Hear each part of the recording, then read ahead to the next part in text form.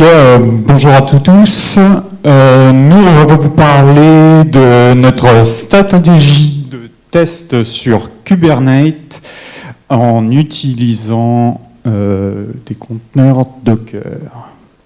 Donc je me présente, je m'appelle Sébastien Lavallée, je suis lead dev chez Mythic. Voilà, donc quant à moi, c'est Sébastien Legal, ça va de Sébastien, vous aurez noté. Je suis tech lead backend chez Mythic. Rapidement, on va faire une petite présentation de la stack chez Mythic. Globalement, la stack, ça ressemble à ça. C'est ce qu'on appelle communément une stack orientée microservices et orientée événements. Donc comment ça se passe? On a des frontaux web, applicatifs, iOS, Android. Pour le web, c'est de l'Angular, du JS. On a une couche d'exposition, c'est cette couche d'exposition qui va parler aux frontaux, et cette couche d'exposition, elle est responsable de transmettre les appels aux différents microservices qui, eux, sont organisés, séparés, découplés en domaines. Donc c'est là qu'on introduit aussi la notion de domaine de DDD. Chaque microservice est responsable donc de gérer son propre domaine, il insère des données dans sa base, on a différentes technologies de base de données, du Oracle, du Cassandra, du Postgres, du MySQL, etc. Et en général, ce qui se passe, c'est quand un microservice écrit une donnée, il envoie un événement pour dire voilà, moi j'ai écrit une donnée, il envoie ça dans un bus d'événements Kafka, et on a des consommateurs qui sont développés en Scala, qui viennent réagir à ces événements pour faire toute une série d'opérations en asynchrone. Alors, un petit mot d'introduction. Phil Carlton a dit, il y a deux choses qui sont vraiment difficiles quand on fait de l'informatique, c'est l'invalidation du cache et nommer des choses. Je rajoute qu'il y en a une troisième, c'est tester une stack microservice. Alors, je ne reviens pas là-dessus, on sait que c'est déjà difficile de tester, faire des tests unitaires, faire des tests d'intégration, on va voir que ça amène d'autres problématiques de faire des tests end-to-end. Alors globalement, si on reprend un petit peu un workflow de travail dans une stack microservice orientée événement, on a un frontal, donc sur mobile typiquement, on va dire un utilisateur qui veut créer un compte. Il vient sur son mobile, il remplit le formulaire, il y a un appel qui est fait, disons en poste, à la couche d'exposition. La couche d'exposition transmet l'appel à la couche microservice et notamment au microservice profile qui est en charge de gérer les comptes, gérer le profil d'un utilisateur. Donc le microservice profile écrit la donnée en base, il va générer par exemple un ID de compte et quand il a fait ça, il envoie un message au bus d'événements, en l'occurrence Kafka, en disant bah voilà, moi j'ai créé un nouvel utilisateur, il porte cet ID numéro 123, et voilà. Ensuite, on a un consommateur qui vient dépiler les événements et réagir à cette information-là. Et typiquement, là, on a un consommateur associé au microservice emailing qui dit bah moi ça m'intéresse le fait qu'il y ait un nouvel utilisateur qui ait créé son compte, je vais réagir en appelant le microservice emailing et en lui disant d'envoyer un mail de bienvenue. Donc c'est un cas un petit peu simplifié, mais globalement ça ressemble à ça. Alors, si on se penche un petit peu sur comment on teste tout ça.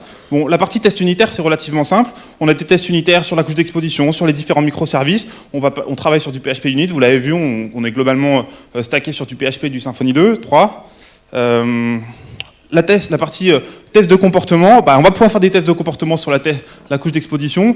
Bon, la problématique, c'est que là, il faut moquer la couche de microservice. Ça devient déjà un peu plus chiant. Quand on veut tester le microservice profil, eh ben, on va vouloir tester que il y a bien des insertions en base qui sont faites et donc on va devoir embarquer une base de données dans notre stack qui va servir à faire les tests de comportement. Pour tester le consommateur, le microservice emailing, c'est pareil, on va pouvoir se démerder avec une série de compteurs Docker, on va en parler juste après. La problématique, c'est comment on teste toute la chaîne. Comment on teste que quand un utilisateur crée son compte, il y a bien un email de bienvenue qui est envoyé. Et là, ça devient plus problématique et c'est là, à ce moment-là, qu'on a décidé d'introduire Kubernetes. Alors, si on revient un petit peu sur le workflow de travail quand on veut faire des tests, globalement, bon, je développe une feature, je suis sur mon laptop, je pousse du code sur GitLab.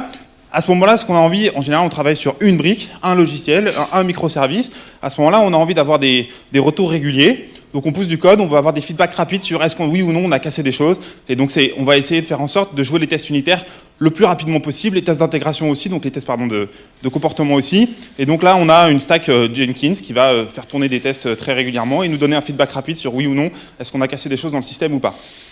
Et en général, c'est au moment où on va vouloir mettre en prod une feature globale, hein, quelque chose qui va impacter l'utilisateur, que là, on va vouloir faire des tests end-to-end. Et donc, la partie test end-to-end, elle s'inscrit finalement juste avant le déploiement, se dire, bah voilà, on a fait une feature, maintenant on veut tester que ça fonctionne bien, pour être serein quand on déploie en production. Donc, le premier truc pour avoir notre stratégie de test en place, c'est qu'il va falloir créer des conteneurs Docker pour pouvoir lancer nos tests.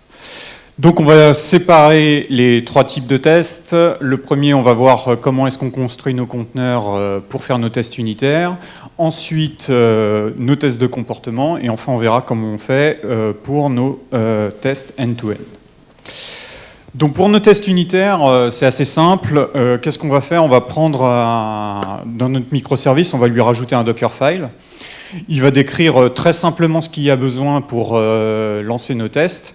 Donc on a besoin de notre OS et puis de l'exécutable PHP puisque nos tests unitaires sont en PHP Unit par exemple.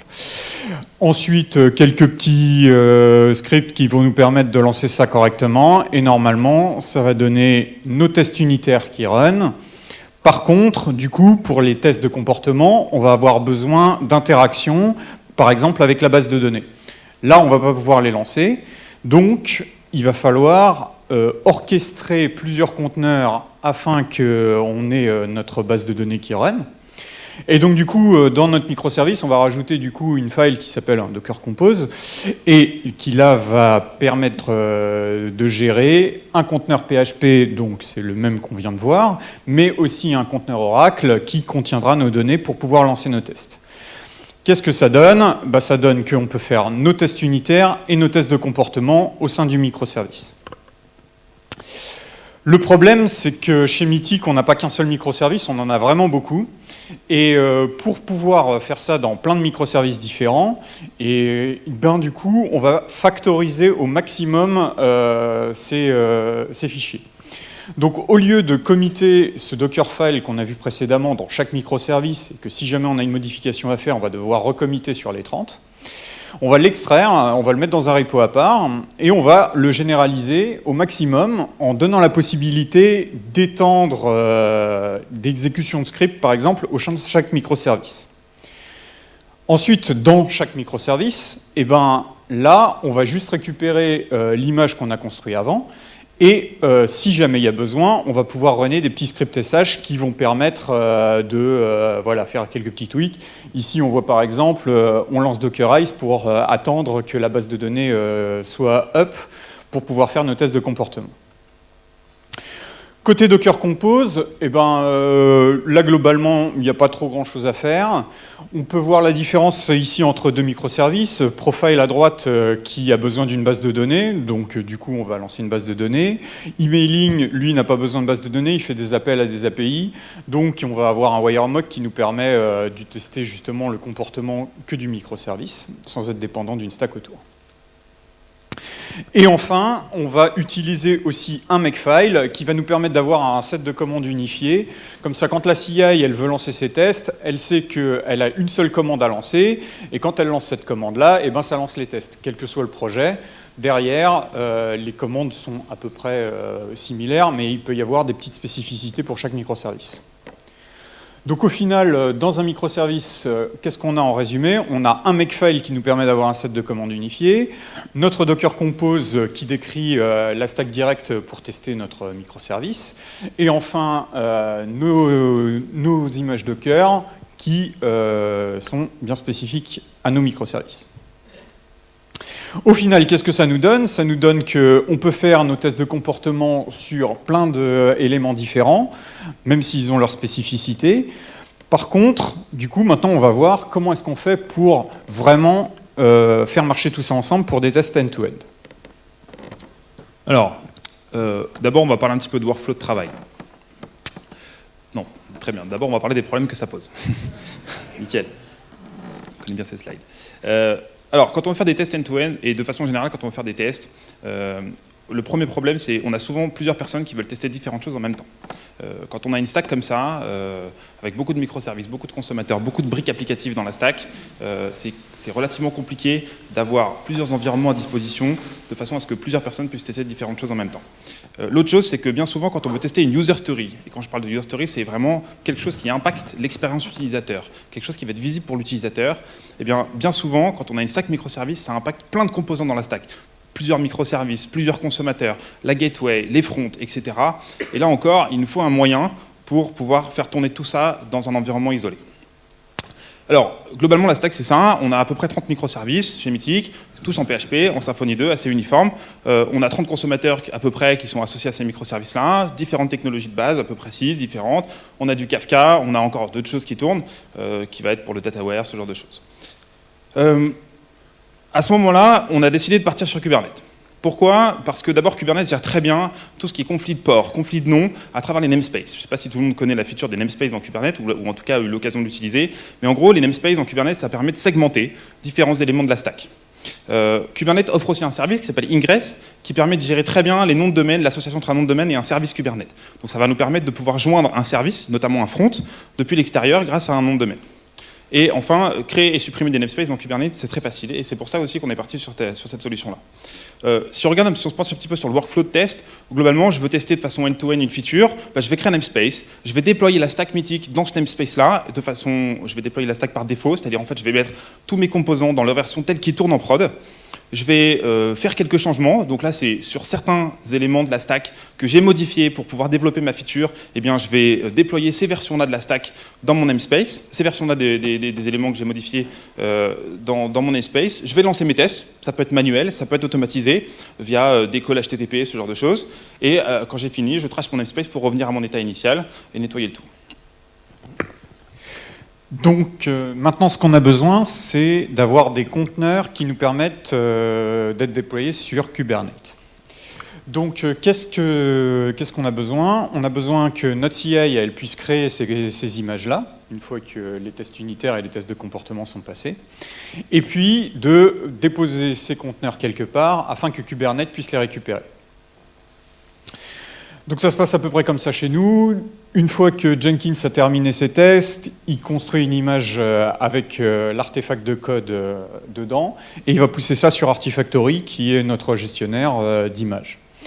Pour tout ce qui est MySQL, Oracle, on va tout récupérer de Docker Hub, on va pousser ça sur Artifactory, et du coup, ça nous permet d'avoir à un endroit toutes nos images pour Kubernetes.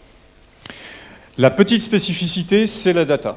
On a énormément de data chez Mythic et c'est pas possible d'utiliser toute cette data pour faire des tests. Donc, en plus, on a plein de différentes bases de données, on a de l'Oracle, du Cassandra, du MySQL. Donc, qu'est-ce qu'on doit faire? On doit créer un subset de données qui est cohérent à travers toutes ces technologies. On doit anonymiser la data et du coup, pour que ça puisse être utilisé. Donc, comment on va faire? Eh bien, on va requêter ces différentes bases afin de récupérer une liste d'ID de personnes qui ont à peu près le même ratio que la production. C'est-à-dire que si j'ai 52% d'hommes sur la prod et 48% de femmes, eh ben, dans mon extract, je vais avoir le même ratio. La même chose pour les recherches, pour si les membres sont actifs ou inactifs, etc. Une fois que j'ai ce pool d'ID, eh ben, c'est très simple, il suffit que je recrée chaque base, que je récupère les données dans chaque base. Ensuite, je vais anonymiser ces données. Et puis, je vais construire des images Docker qui ont ces données-là à l'intérieur, et je vais pouvoir les pusher sur Artifactory. Et une fois que tout est sur Artifactory, eh bien maintenant, on n'a plus qu'à les déployer sur Kubernetes. Mais comment est-ce qu'on va faire?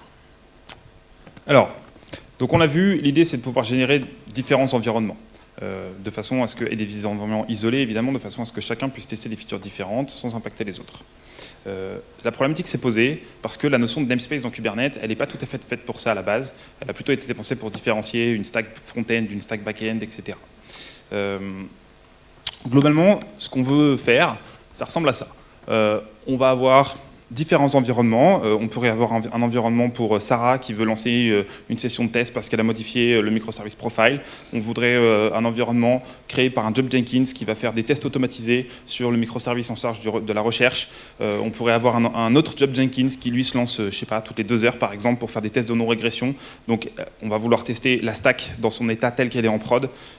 John, pareil, il voudrait faire des tests, mais pour, par exemple, il veut corriger un bug, il veut reproduire un bug pour pouvoir le corriger, il a besoin de tester dans tous les sens la stack, et pour ça, il a besoin des versions qui sont en prod.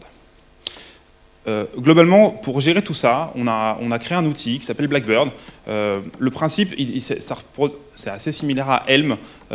Pour ceux qui connaissent, c'est un outil qui est développé par Microsoft, qui est un package manager pour Kubernetes. On a repris quelques concepts clés. Globalement, on va avoir un set de fichiers, de templates qui viennent décrire comment nos services communiquent entre eux dans Kubernetes. Donc c'est des fichiers de configuration Kubernetes, au même titre que ça aurait pu être des fichiers de configuration Docker Compose. On a ce qu'on appelle un inventory, qui va être finalement un fichier dans lequel on va lister toutes les variables qu'on va venir appliquer à nos templates. Et donc l'association de ces variables et de ces templates donne un package, et c'est ça qu'on va venir déployer dans un namespace. Et donc c'est typiquement dans notre inventory qu'on va faire varier les versions, qu'on va dire pour tel microservice je veux telle version, etc. Globalement, le workflow de travail avec Blackbird, c'est assez similaire à ce qu'on a décrit tout à l'heure, et ça répond à notre besoin, et je pense que ça répond certainement à d'autres besoins. L'idée, c'est qu'on va créer un namespace, on va y appliquer la configuration qu'on vient de générer, donc notre package. On va récupérer des informations utiles sur les namespaces. Typiquement, quand on crée un namespace from scratch et qu'on déploie tous les conteneurs, ça va mettre un peu de temps, parfois jusqu'à 2 minutes, 3 minutes à se starter entièrement. Et donc on a besoin de savoir quand est-ce que le namespace est prêt pour lancer nos tests automatisés, typiquement. On va vouloir récupérer les URL, les ports sur lesquels les services sont exposés, etc. Si on veut faire directement des vérifications en base et se connecter à la base de données pour vérifier directement si les données ont bien été insérées, ce genre de choses. Et à la fin, on va pouvoir supprimer le namespace. Donc globalement, on a introduit une notion qui s'appelle de playbook. Finalement, c'est un répertoire dans lequel on va avoir un dossier template, on va retrouver tous nos templates qui décrivent la stack Kubernetes, comment on veut configurer notre namespace, les différents services, les différents pods, les différents conteneurs qu'on va associer à ces pods. On va avoir un fichier default.json qui est notre inventory par défaut, donc c'est celui où on va retrouver toutes les versions de prod finalement, et à partir de ce default, on va générer différents inventories, un par namespace. Donc là par exemple j'en ai créé un qui s'appelle slegal, c'est mon nom, c'est mon namespace perso, parce que là je voulais l'appeler comme ça, mais je pourrais l'appeler test-profile parce que je veux tester le microservice profile. Et donc on va avoir un répertoire config où on va retrouver vraiment les fichiers de configuration de Kubernetes qu'on va appliquer à notre namespace, qui ont été générés grâce à l'application de l'inventory sur les templates. Donc les templates, ça ressemble à ça, c'est du templating Go, c'est très proche du moustache, du twig, etc. Globalement, bon là c'est un exemple de configuration de nos microservices. On a dit que nos microservices sont quasiment tous similaires sur une stack Symfony, donc ils se ressemblent tous, ils sont tous configurés de la même manière. Et donc on fait un tableau de microservices en disant voilà, je veux un déploiement qui va contenir mon application, mon image Docker dans lequel il y a le code de mon microservice, et un service Kubernetes associé à ce microservice-là, et je range à travers mon tableau de microservices. Donc, du coup, dans mon inventory, je vais avoir deux choses. C'est un objet JSON, c'est très simple. Il y a une clé namespace, c'est le namespace sur lequel on va déployer cet inventory. Une clé values dans lequel on va pouvoir mettre ce qu'on veut. Et en l'occurrence, là, on a mis une clé microservice qui est un tableau JSON. Et donc, pour chaque microservice, on va définir un nom, une version, une URL et éventuellement une commande à lancer au démarrage. Donc là, en l'occurrence, c'est vider le cache. Donc, le workflow de travail avec le Blackbird, ça ressemble à ça. On peut l'attaquer en ligne de commande, on peut l'attaquer en REST, il expose une API REST. L'intérêt, c'est de pouvoir y plugger une interface assez user-friendly. On imagine bien un product owner, par exemple, qui veut déployer une version de la stack. Donc, par exemple, 3 microservices dans chacun une version qui n'est pas une version en prod, parce qu'il veut tester une feature de bout en bout. Et il monte son namespace via une interface un peu user-friendly. Il déploie sa stack et après, il travaille, il fait ses tests, etc. pour valider avant d'envoyer en prod. Donc, on va pouvoir attaquer Blackbird en CLI ou en REST. Blackbird va créer un namespace, il va y appliquer la configuration, il va générer des fichiers de configuration, il va y appliquer la configuration, et après on peut lancer nos tests, etc. Et à la fin on supprime notre namespace. Globalement, Blackbird, comment ça a été construit? Bon, d'abord, c'est un truc qu'on a développé en Go. On a essayé de se rapprocher le plus possible de ce qui se fait dans la communauté Kubernetes. C'est pas toujours évident. Globalement, on s'est basé sur le client Go de Kubernetes. On a utilisé le framework Cobra, qui est le même utilisé par kubectl, par Docker, etc., qui permet de faire des outils un peu sympathiques en ligne de commande en Go. On a utilisé le framework Gin pour exposer l'API REST. Et on a essayé, pareil, un peu comme le reste de l'écosystème Kubernetes, de se baser sur le fichier de configuration de kubectl, qui sert à pouvoir se connecter au cluster, etc. On a exposé ça sur GitHub, donc ça vient. Merci Fabien pour ta keynote d'introduction. L'idée, c'est d'aller chercher des feedbacks. Je pense qu'il y a beaucoup de besoins de pouvoir déployer différents namespaces, la stack à différents stages différents. Là, on a imaginé des namespaces par personne, ça pourrait être par équipe, ça pourrait être un namespace de dev, un namespace de test, un namespace de prod, et donc ça rend les choses un peu faciles pour travailler avec namespace avec un seul cluster Kubernetes. Donc n'hésitez pas à aller voir si vous voulez, à faire des retours, des feedbacks. Un petit mot de conclusion. Ouais, donc pour les microservices, l'héritage Docker, ça aide énormément. Ça permet de factoriser un maximum de choses et donc du coup d'avoir des conteneurs qui sont plus ou moins unifiés entre tous nos microservices. Ça donne aussi la possibilité à nos utilisateurs d'avoir quelque chose de commun et une base sur laquelle ils peuvent travailler, un peu modifier des choses, tout en gardant vraiment voilà, une continuité entre tous nos microservices. Et ça nous dit aussi qu'il ne faut pas non plus essayer de traiter absolument tous les cas de la même manière et que chaque microservice peut avoir des spécificités. En ce qui concerne Kubernetes, globalement, bon, on entend beaucoup d'histoires sur Kubernetes, il y a beaucoup de gens qui disent du bien de Kubernetes, et oui, ça marche très bien, et oui, il y a plein de choses qui sont formidables. Globalement, quand même, les retours d'expérience qu'on a, c'est souvent des jeunes startups qui ont 2-3 éléments à déployer sur du cube, ou alors des boîtes plus grosses, mais qui déploient une partie de leur stack sur du cube pour faire du monitoring, pour faire de la data science, etc. On l'a vu avec Dailymotion. Nous, on a essayé de faire rentrer toute la stack mythique dans Kubernetes, et franchement, c'est compliqué. On s'est pris des murs, il y a beaucoup de choses qui évoluent très vite. La documentation, il y a beaucoup d'efforts qui sont faits, mais il y a encore beaucoup de choses qui ne sont pas documentées. Il faut aller lire le code directement. Et le code de Kubernetes, il est... voilà, c'est pas facile de rentrer dedans. Voilà, il y a plein de choses. Ça avance très vite. Tout ce qui tourne autour de Kubernetes avance très vite. On a commencé à déployer ce truc, ce système-là, il y a à peu près 1 an. Entre-temps, Kubernetes a pris 3 versions. Donc voilà, ça avance très vite. C'est pas toujours facile, mais ça va dans le bon sens. Voilà, c'était un petit feedback. Merci.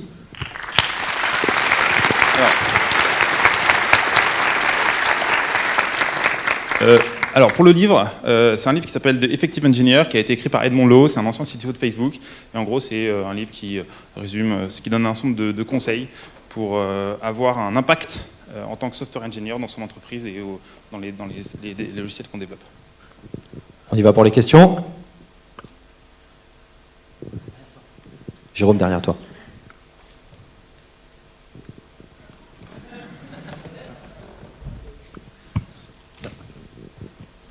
Bonjour, juste une petite question. Vous utilisez Kubernetes pour uniquement le test ou aussi pour la prod? Non, on l'utilise actuellement uniquement sur la phase de test. Voilà. La production a vraiment des serveurs à eux et on n'est absolument pas sur du serverless en prod.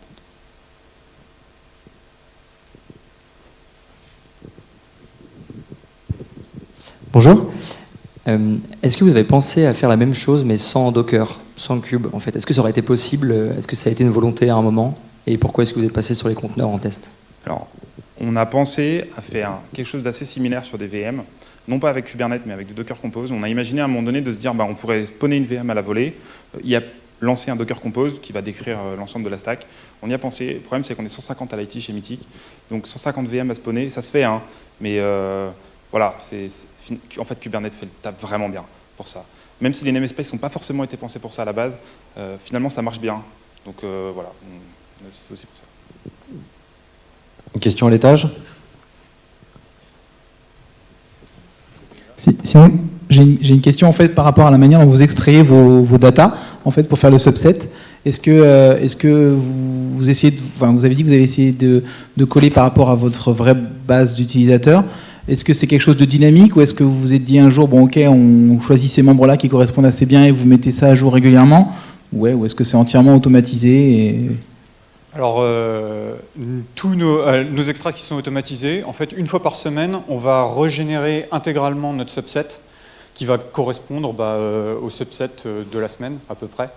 Et donc, du coup, toujours, ça va être les mêmes scripts qui vont runner et les conteneurs vont être buildés.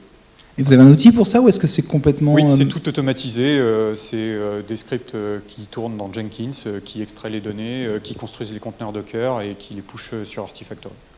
Ok, merci. Allez, dernière question à l'étage. Bonjour, j'ai peut-être raté l'info, mais est-ce que vous pourriez utiliser ça aussi en local pour, je sais pas moi, si tu as besoin de tel service pour tester ta feature, du coup tu peux les spawn avec des données qui sont en plus valables?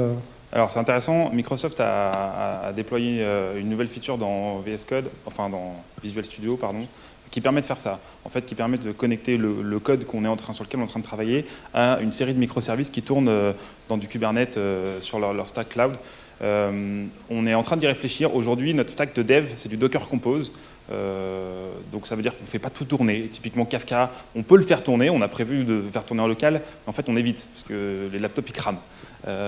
Du coup, en local on est sur du Docker Compose, et oui, on a en tête de se dire, en fait on pourrait travailler sur un microservice en local qui va se connecter aux autres microservices ou aux autres éléments de la stack qui eux tournent en distance sur du Kubernetes. Il y a des outils pour le faire. Le truc un peu compliqué, c'est qu'il faut synchroniser le code, ou alors soit synchroniser le code, soit avoir un espèce de proxy qui permet de faire des communications HTTP avec les services qui, eux, ne sont pas toujours exposés dans Kubernetes. Et typiquement, nos microservices ne sont pas forcément exposés dans Kubernetes, ils ne sont pas appelés l'extérieur, il n'y a pas de raison qu'ils soient exposés, des choses comme ça. Donc voilà, on y travaille, mais oui, c'est un projet. Et du coup, qui gagne le livre? La dernière question est bien. La dernière question. Ok, super. Merci beaucoup.